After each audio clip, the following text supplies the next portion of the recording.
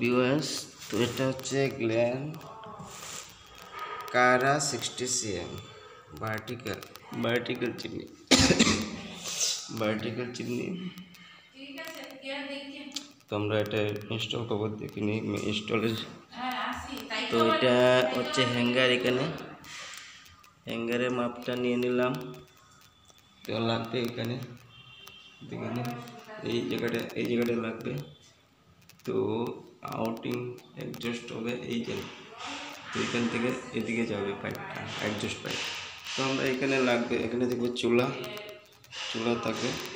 তো আপনার অ্যাডজাস্ট হ্যাঙ্গারের যে এটা হচ্ছে স্ক্রু মাপ হচ্ছে, হাইট হচ্ছে 17.5 আর ওয়াইড হচ্ছে 23.4। তো আমরা সেন্টার পয়েন্ট নিয়ে নিলাম এখান থেকে।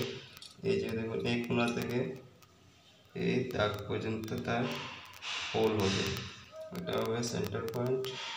আর এটা হাইট হবে 24 ইঞ্চিতে লাগানো হবে।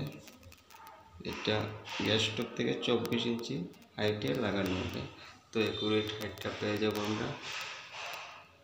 তো আমরা দেখছি, লাগিয়ে নিচ্ছি